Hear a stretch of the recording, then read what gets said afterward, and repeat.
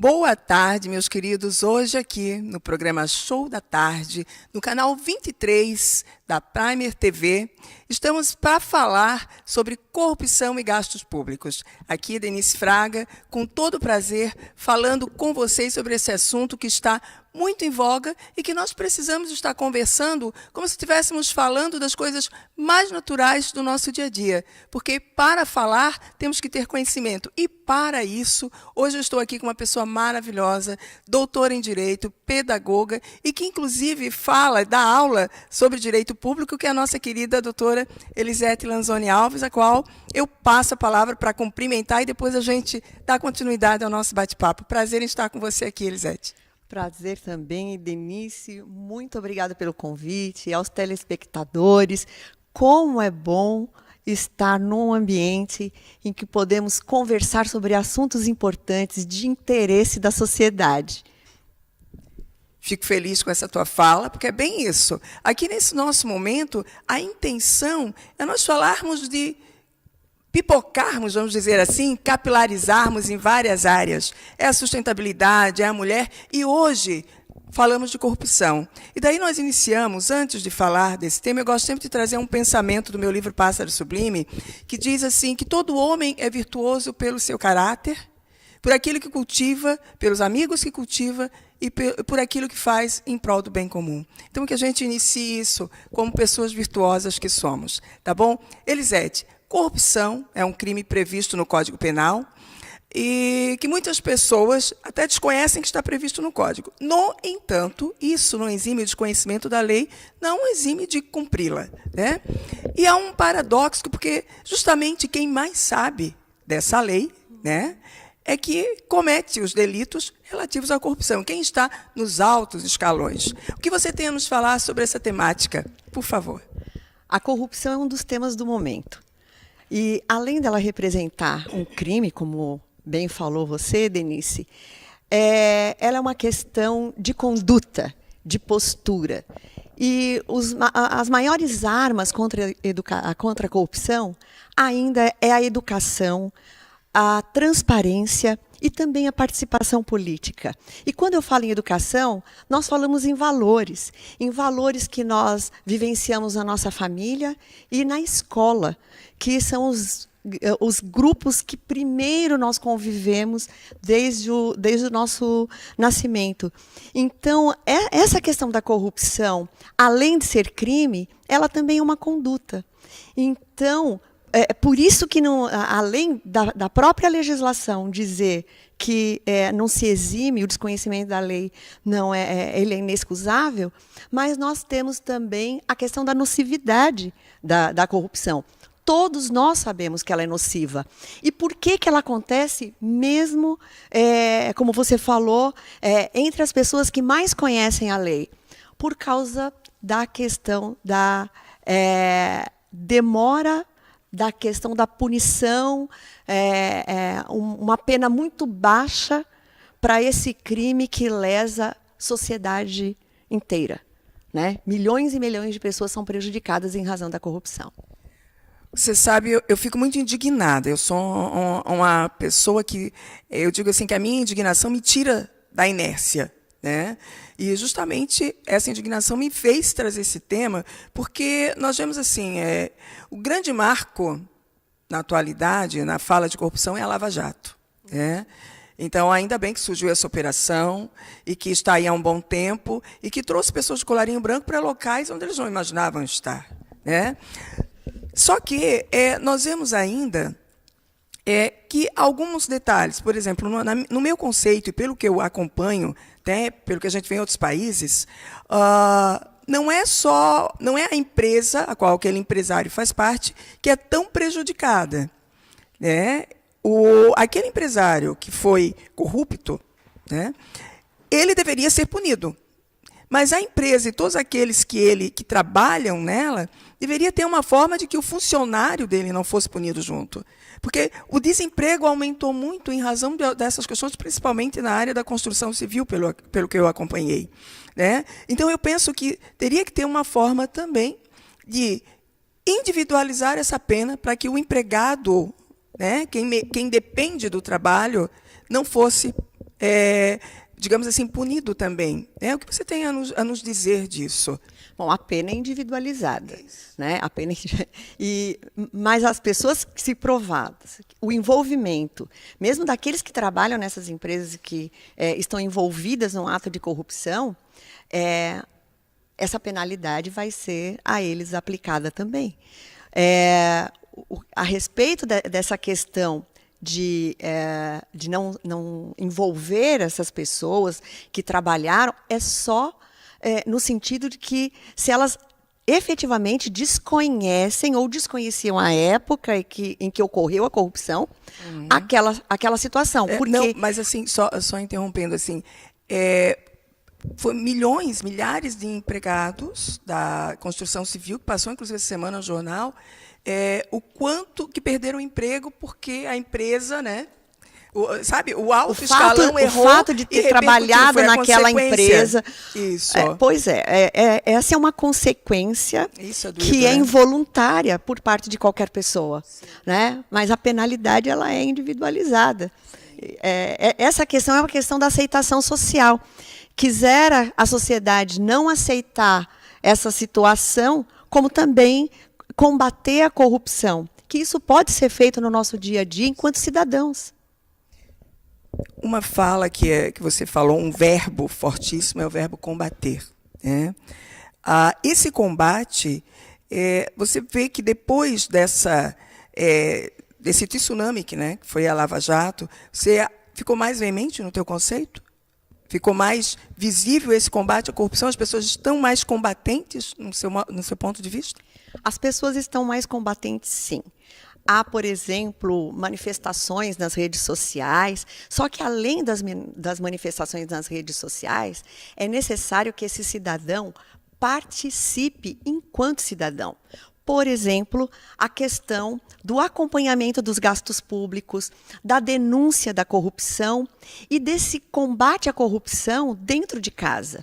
Por exemplo, também, quando os pais ou responsáveis admitem que uma criança minta a idade para participar de uma rede social, para se inscrever numa rede social, é um passo para a corrupção? Sim, porque ela está vivenciando uma situação que não é a realidade.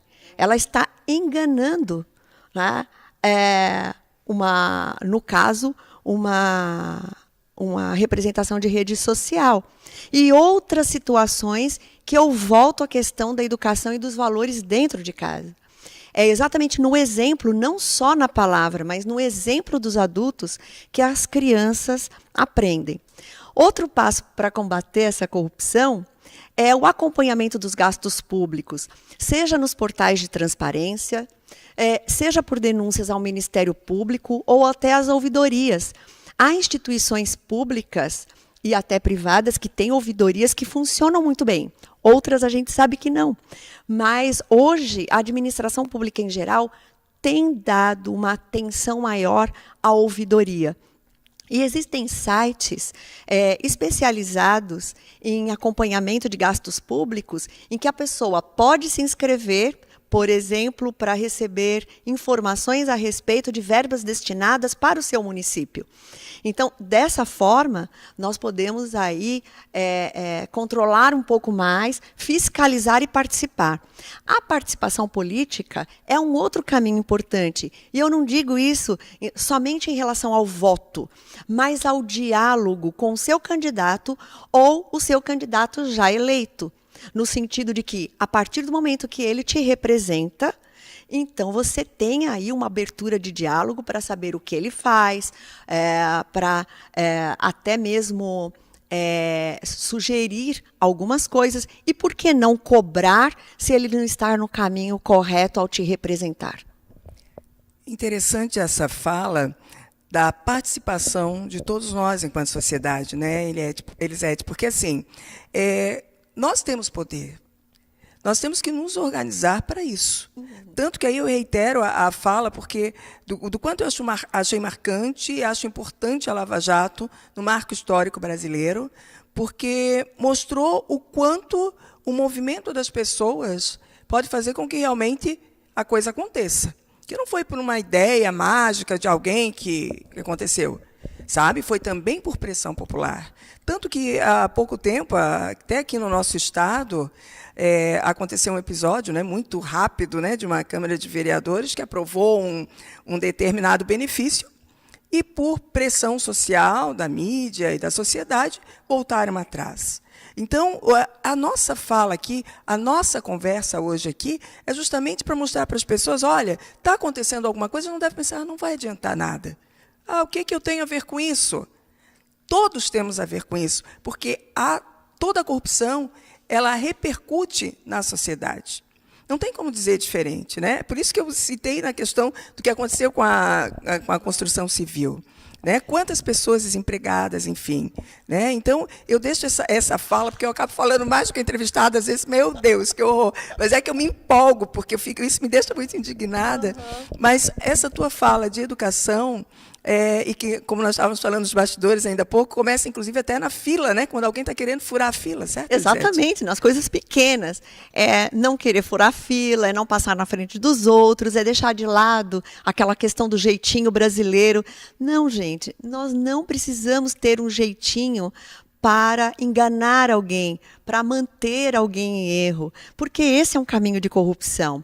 Além disso, se o eleitor tem uma notícia, uma informação concreta, como, por exemplo, uma sentença transitada em julgado, em que aquele político cometeu crime de corrupção, não vote mais nele. É isso que nós precisamos. Atitude. Somente por meio de atitude é que nós vamos combater a corrupção no nosso dia a dia. Nas atitudes pequenas, como eu falei, no caso dos pais não permitirem que a criança minta a idade, né, para participar de uma rede social, é não furar a fila, é não pedir para o colega, para um amigo, para um parente que trabalha na administração pública, né, passar à frente de ninguém. São essas atitudes que vão demonstrar a educação para a cidadania. O combate à corrupção está no exercício fiel da cidadania, que é o bem comum, em vez do bem particular, do interesse particular. Né? A lei está aí, a regra numa sociedade ela é muito importante. Ela não existe para ser burlada, ela existe para ser exatamente cumprida. Né? Para o bem de todos. Exatamente. Ontem, acompanhei no noticiário a fala de algumas pessoas em relação ao gasto público utilizado por um deputado federal, né, que foi mais de 100 mil reais, e que nós tivemos que pagar esse tratamento. Então, a fala de muitas pessoas é assim, o SUS. Quantas pessoas no SUS precisam da 10ª parte daquilo ali e não tem? Né? E daí um dos comentaristas é crítico em relação a essa atitude, que, diga-se de passagem, eu também sou crítica a ela, porque eu vejo se quem ganha mais é que precisa menos do dinheiro público. E o Brasil ele segue numa lógica invertida em relação a isso. E um dos comentaristas falou assim, isso pode ser legal, mas é imoral. E o que você tem a nos dizer sobre isso? É porque muitas vezes as pessoas transformam em norma, em lei, sejam, principalmente nas normas internas institucionais, determinadas condutas que passam, sim, a ser imorais, embora legais, como é o caso de pagamentos, de aumento de verbas de gabinete, né, coisa que nós vemos no nosso dia a dia. O que nós precisamos é ter uma saúde que atenda a todo mundo, uma saúde boa que atenda a todo mundo. E para que nós tenhamos essa saúde boa, um sistema de saúde que atenda bem todo mundo, é necessário combater a corrupção. Porque todos nós teremos condições de usar o mesmo sistema de saúde, pelo menos a saúde base que nós precisamos na sociedade. O que nós vemos realmente é uma inversão. Né? As pessoas que não podem pagar, às vezes, são obrigadas a utilizar vamos dizer assim, a consulta privada e tudo mais. A educação é a mesma coisa. Há uma inversão de valores na questão do uso do sistema educacional. Aqueles que a vida inteira ficam numa escola particular conseguem mais facilmente uma vaga em uma universidade pública, enquanto que aqueles que não têm condições, que estão sempre numa escola pública, que deveria ser de qualidade, às vezes não consegue essa vaga na universidade pública, tem que ir para a universidade privada. Então, tudo isso vem, sim, de uma sociedade que vivencia hoje inversões de valores.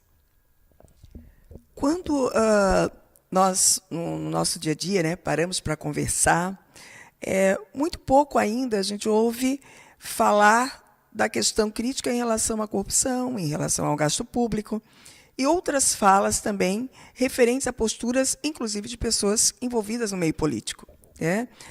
O que você, que também tem um know-how, um cabedal de conhecimento muito grande nesse envolvimento, principalmente no protagonismo feminino, né, como presidente do Instituto a Écolis, que eu tenho, a Écolis de Liderança Feminina, como você passa isso para as lideranças, no sentido tem que ser rotina, a gente tem que estar discutindo assuntos que vão modificar a pauta social. Qual é o teu encaminhamento em relação a isso? Eu acredito na educação das crianças e acredito na educação dos adultos. Todos nós podemos mudar o nosso comportamento. Mesmo aqueles que tiveram, vamos dizer, ou não tiveram a orientação desde a infância para combater essa corrupção do dia a dia, na sua fase adulta pode. E as mulheres, nesse sentido, as lideranças, quando nós falamos em liderança, nós falamos em segmentos, né? Nós falamos em comportamentos também. Um líder, ele é seguido por outras pessoas. Por isso que essa pessoa tem que ter, esse líder tem que ter no seu dia a dia, no seu comportamento, o exercício de valores, a cidadania, e se precisar, sim, a mudança de comportamento e o combate à corrupção. Eu trabalho isso com as mulheres, com a maior participação política das mulheres, porque a política já é uma palavra feminina. As mulheres não precisam se masculinizar para participar da política, nem como eleitoras, nem como candidatas. E quanto mais participação, e quando eu digo política, não é só de candidatura, é do seu posicionamento na sociedade. Isso envolve também e inclui o combate à corrupção. Começando, eu volto e repiso a questão da educação em casa. Os valores desenvolvidos em casa, pela mãe, pelo pai, pelo responsável, por aquela pessoa que está perto da criança. O exemplo, o diálogo na escola também é importante. E nós trabalhamos isso no Instituto A Écolis de Liderança Feminina, porque ali nós preparamos, nós capacitamos e incentivamos as mulheres a ocuparem os lugares mais avançados profissionalmente. Nós trabalhamos exatamente para incentivar que as mulheres ocupem lugares de liderança e espaços decisórios na administração pública e também nas organizações privadas. Elisete, a nossa conversa está excelente, mas está chegando ao fim. Então, eu vou pedir aquele segundinho da tua mensagem final, mas desde já agradeço de coração assim, a tua presença, valorosíssima, né? Mas quero aquele recado para a gente chegar aos nossos finalmente. Então, vamos lá. Já que o assunto é corrupção, volto a dizer que as maiores armas contra a corrupção está no desenvolvimento dos valores na família e na escola, está na transparência, no acompanhamento dos gastos públicos e, principalmente, na mudança de pensamento e na mudança de postura. Combater a corrupção é um exercício de cidadania. Muito obrigada, Denise, pela oportunidade. É muito bom ver o seu sucesso aqui no Show da Tarde, que eu tenho acompanhado assim, diariamente, né? Esse teu sucesso e os assuntos aqui trazidos. A sociedade toda ganha com isso. Parabéns mais uma vez. Elisete, para variar, um coração enorme, moras no meu coração também, uma pessoa admirável. Olha, Que Deus te possibilite sempre mais e mais sucesso também, né? Porque você ajuda muita gente com todo esse teu conhecimento. Então, meus queridos, a gente encerra essa tarde com essa presença maravilhosa e iluminada, agradecendo a audiência de todos e dizendo que o combate à corrupção e o controle dos gastos públicos depende de cada um de nós. E a sociedade só vai ser melhor se cada um de nós fizer a sua parte, fizermos a nossa parte, aliás, né? Tudo de bom, fraterno abraço, fiquem com Deus e até a próxima. Muito obrigada.